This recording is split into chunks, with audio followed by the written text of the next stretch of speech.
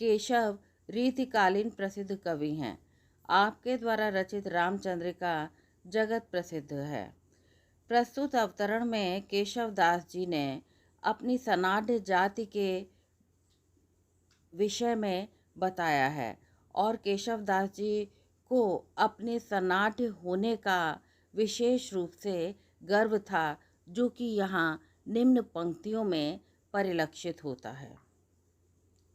सनाढ़ जाति गुणाढ़ है, जग सिद्ध शुद्ध स्वभाव, सुकृष्ण दत्त प्रसिद्ध हैं, मही मिश्र पंडित राव, गणेश सुसुत पाइयो, बुध काशीनाथ अगाध, अशेष शास्त्र विचार के, जिन जानियो मत साध, उपजो तेहि कुल मंदमती, शठ कवि केशव दास, रामचंद्र की चंद्रिका, भाषा करी प्रकाश। यहाँ पर इस सनाढ़ ब्राह्मणों का एक गोत्र है बताया गया है और अशेष संपूर्ण, तेही माने उन्हीं, काशीनाथ यानी उनके पिता का नाम था, मंदमती माने अल्प बुद्धि, चंद्रिका माने चांदनी, यश गाथा। केशवदास कहते हैं सनाढ़ जाति गुणाढ़ है। सनाढ़ जाति सनाढ़ ब्राह्मण बहुत ही गुणवान कहे जाते हैं। जग सिद्ध शुभ स्वभाव, जो कि संसार में प्रसिद्ध है, और ये लोग बहुत ही शुद्ध स्वभाव के, सादा स्वभाव वाले कहे जाते हैं।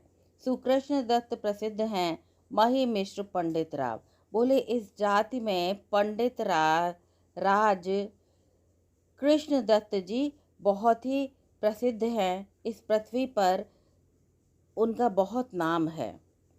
गणेश सुसुत पाइयो, बुध काशीनाथ अगाध, इन्होंने गणेश के समान अपार विद्वान काशीनाथ नामक पुत्र प्राप्त किया, जिन्होंने अशेष शास्त्र विचार के, जिन्हें जानियो मत साथ, जिन्होंने सब शास्त्रों को विचार करके उत्तम मत को मान लिया, अर्थात उन्होंने शास्त्रों का गंभीर अध्ययन किया। उपज्यो तेहि कुल मंदमती, शठ कवि केशव दास। केशव दास जी ने अपना परिचय देते हुए स्पष्ट किया है कि उन्हीं काशीनाथ के कुल में उपज्यो उत्पन्न हुआ है शठ बुद्धि यानी शठ कवि केशव दास जी, मूढ़मती केशव दास जी, इसी कुल में जन्म लिया है। अर्थात उन्होंने अपने पिता इत्यादि का परिचय इससे पूर्व दिया है। रामचंद्र की चंद्रिका, भाषा करी प्रकाश, और उन काशीनाथ के अल्प बुद्धि वाले पुत्र शठ कवि केशव दास जी ने ही हिंदी भाषा में रामचंद्र की यश गाथा का वर्णन करने वाली रामचंद्रिका की रचना की है। प्रस्तुत स्लाइड में यहाँ पर व्याख्या दी गई है, जो आप देख सकते हैं। विशेष में बताया गया है कि केशव के स्वभाव की विनयशीलता यहाँ पर दिखाई दे रही है। जो लोग केशव को अहंकारवादी मानते हैं, उन्हें इस दोहे को अवश्य देखना चाहिए। केशव को अपनी जाति पर बहुत अभिमान था। इस अभिमान को इन्होंने रामचंद्रिका में इन शब्दों में व्यक्त किया है। सनाढ़ पूजा अघोघहारी, अखंड आखंडल लोकधारी।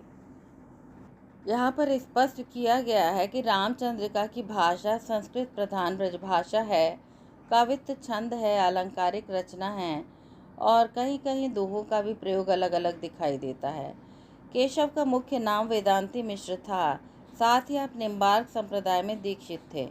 डॉक्टर नगेंद्र केशव को रीति काव्य का प्रवर्तक मानते थे और केशव को कठिन काव्य का प्रेत आचार्य रामचंद्र शुक्ल ने कहा था, जो कि हिंदी साहित्य में प्रसिद्ध है। केशव से संदर्भित प्रमुख कथन इस प्रकार हैं, जिन्हें लिख कर के आप अपने प्रश्नों को अच्छा बना सकते हैं। केशव को कठिन काव्य का प्रेत शुक्ल ने कहा। संस्कृत के क्लासिक पंडित थे बच्चन सिंह। केशवदास कोट के कवि हैं। डॉक्टर विजयपाल सिंह। केशव की तुलना बेन जॉनसन से की जा सकती है। केशव व्यंग के सफल कवि थे, ऐसा यहाँ पर अज्ञेय जी ने भी साहित्य में उद्धृत किया है।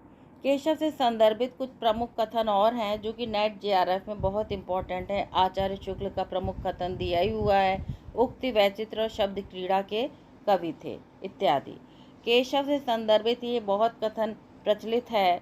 शुक्ल का कहते हैं कि केशव रसिक जीव थे। वृद्धावस्था में किसी कुएं पर स्त्रियों ने जब बाबा कहकर इन्हें संबोधित किया तो इनके मुंह से दोहा निकला, केशव केसन अस्करी, बैरी हुजस न कराई, चंद्र बदनी मृगलोचनी, बाबा कही कही जाए। भाव साम्य के रूप में आपको श्री रामचंद्र जी की वंदना अगर कहीं दिखाई देती है तो आप कर सकते हैं, क्योंकि रामचंद्रिका में रामचंद्र जी की ही वंदना इसमें की गई है। रघुपति राघव राजा राम, पतित पावन सीताराम, यानी उन्होंने रामचंद्रिका की रचना की है। इसे लेकर के हम यहाँ पर विशेष कथन कह सकते हैं, श्री रामचंद्र कृपालु भजवन हरण भव में दारुणम इत्यादि। यहाँ पर केशव दास जी ने अपने पहले अंश में अपने विषय में बताया है, अपनी जाति, सनाढ़ ब्राह्मण इत्यादि के विषय में बताया है, जो कि मैं आपको पहले ही बता चुकी हूँ। यदि आपको ये व्याख्या अच्छी लगी हो तो कृपया चैनल को सब्सक्राइब अवश्य करें। धन्यवाद।